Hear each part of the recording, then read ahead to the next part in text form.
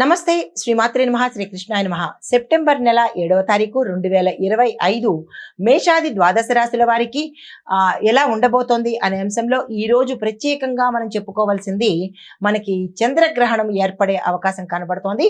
రాహుగ్రస్త చంద్రగ్రహణము ఇది మన భారతదేశంలో కనబడుతుంది. సూతకం కూడా ప్రతి ఒక్కళ్ళు చేసుకోవాలి, అంటే పాటించుకోవాలి. గ్రహణం పట్టు స్నానము, విడుపు స్నానము, మధ్యలో మనము ఎటువంటి పనులు, చెడు పనులు కానీ, ఎటువంటి చెడ్డ మాటలు కానీ, ఆహారం తీసుకోవడం కానీ, ఇట్లాంటి గ్రహణ నియమాలు తప్పనిసరిగా పాటించుకోవాలి. కొన్ని రాశుల వాళ్ళకి చాలా ఇబ్బందికరంగాను పరిహారం చేసుకోవడము, దాన ధర్మాలు చేసుకోవడము, ఇలాంటివి జరిగే అవకాశాలు ఎక్కువ కనబడుతున్నాయి.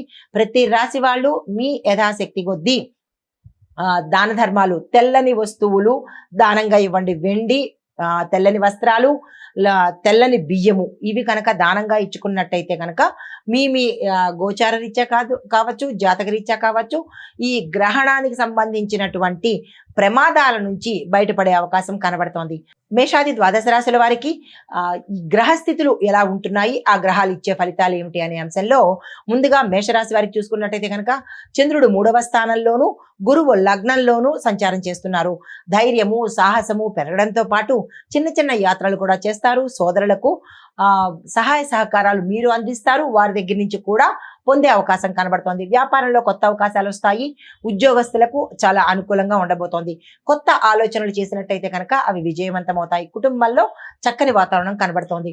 అది మీకు చెప్పదగిన పరిహారము ఈ రోజు ఆంజనేయ స్వామి వారికి బెల్లము, ఉడకపెట్టిన శనగలు, ఈ రెండు కనుక ఆలయంలో సమర్పించినట్టయితే జాతకరీత్యా కానీ, గోచారరీత్యా కానీ ఇబ్బందులు తొలగిపోయి సానుకూలమైన ఫలితాలు పొందుతారు. తదుపరి రాశి వృషభ రాశి. ఈ రాశి వారికి చంద్రుడు 2వ స్థానంలోను, శని భగవానుడు 10వ స్థానంలోను సంచారం చేస్తున్నారు. ఈ సంచార ఫలితాలు మీలో కొత్త ఉత్తేజంతో పాటు మంచి ఫలితాలు పొందే అవకాశం కనబడుతోంది. ఈ రోజంతా మీకు ఆర్థిక లాభము, కార్యసిద్ధి, అన్నిటిలోనూ కుటుంబంలో ఆనందము, ఏ పని తలపెట్టినా సక్సెస్ అయ్యే అవకాశాలు ఎక్కువ కనబడుతున్నాయి.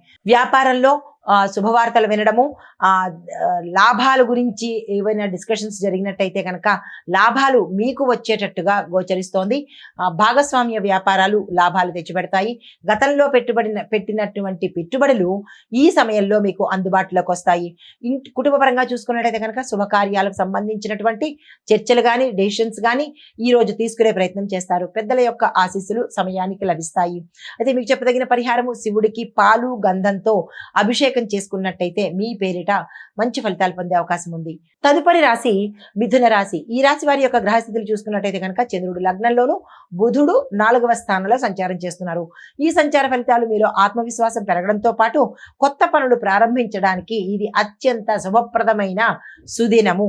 అయితే ఉద్యోగంలో గుర్తింపు వస్తుంది. వ్యాపారంలో శుభ సమాచారము అందుకుంటారు. ఆరోగ్యం చాలా చక్కగా ఉండబోతోంది. మీరు ఈ రోజు ఏ పని తలపెట్టినా సక్సెస్ అయ్యే అవకాశాలు కనబడుతోంది అన్ని రంగాల వాళ్ళు. మీకు చెప్పదగిన పరిహారము గణపతి ఆలయంలో కానీ, లేదా మీ గృహంలో కానీ గణపతికి ప్రత్యేకంగా 5 గరికమాలను సమర్పించడంతో పాటు మీ యథాశక్తి మోదకాలను కానీ, బెల్లాన్ని కానీ నివేదన చేసినట్టయితే కనుక మంచి ఫలితాలు పొందుతారు.